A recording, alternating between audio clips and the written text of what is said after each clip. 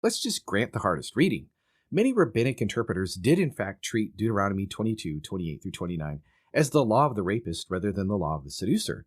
Even then, the meme version of the argument from this passage is still wrong. Let's start with the text itself. Deuteronomy 22 is a series of legal cases. Earlier in the chapter, verses 25 through 27 describe the rape of a betrothed woman. The man overpowers her, and the penalty is death. Verses 28 through 29 then describe a different case involving an unbetrothed woman. The offender must pay 50 shekels and permanently loses the right to divorce her. But Deuteronomy isn't inventing a brand new legal system. Throughout the Pentateuch, it repeats and expands earlier laws instead of restating every single detail. The same pattern shows up here. Look at Exodus 22:16 through 17. It addresses the same basic scenario, but it adds an important rule. If the father refuses the marriage, the offender still has to pay the bride price.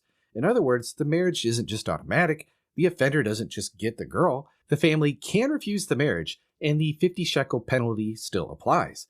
Jewish interpretation confirms this. The video says Deuteronomy 22 is part of a legal section, and we should read it with Exodus 22 verses 16 to 17.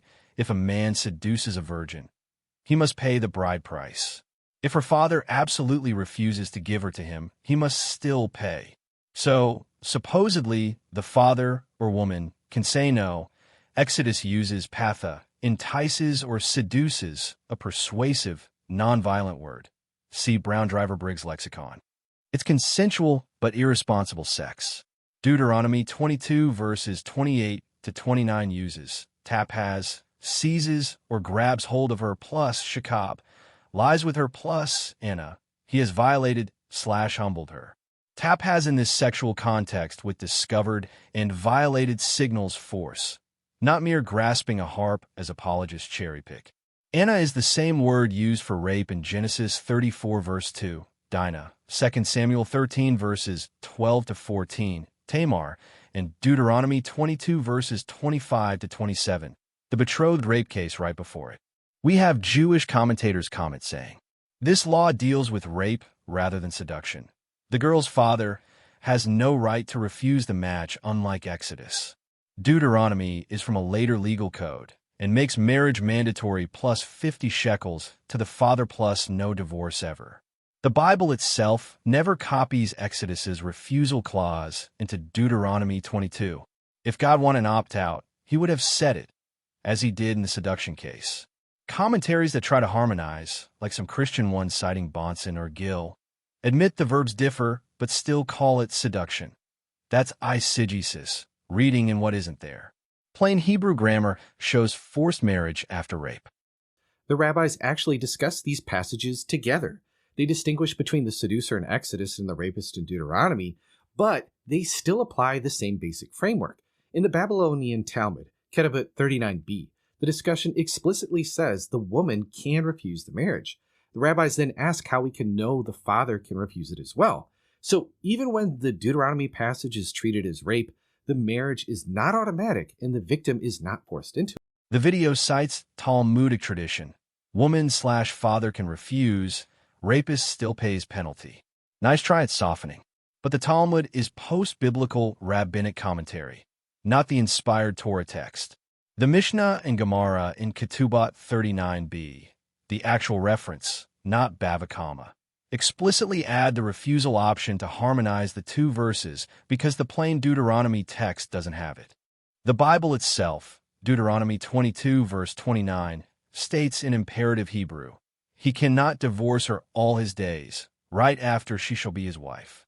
No, if the father refuses clause. Grammar is jussive/future command on the man.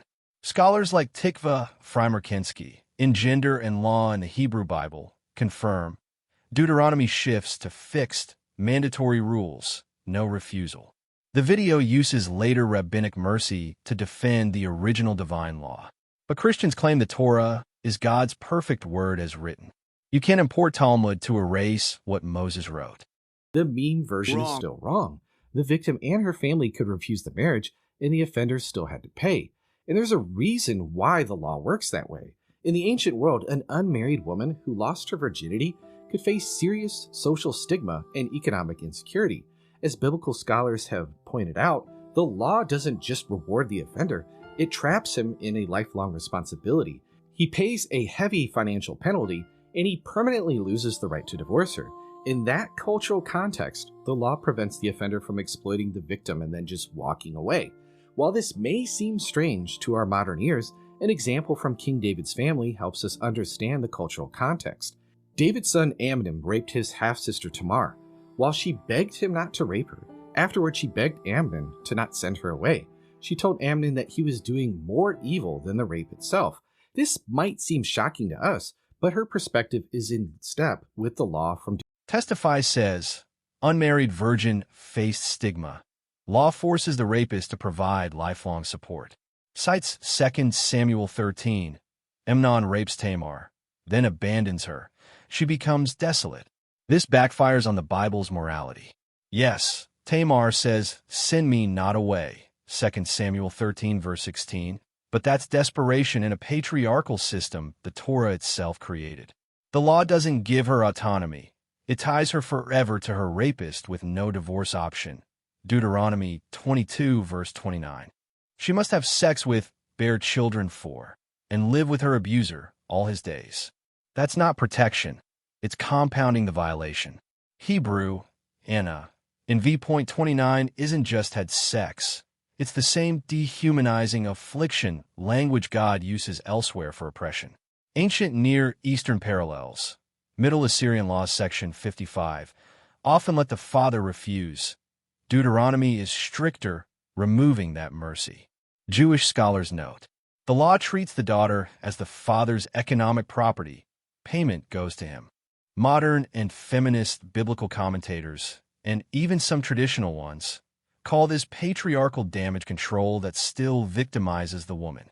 God could have commanded execution, as in the betrothed rape case, DUT 2225, or full restitution of her, but didn't. The protection argument admits the law is responding to a broken culture the Bible's God endorsed.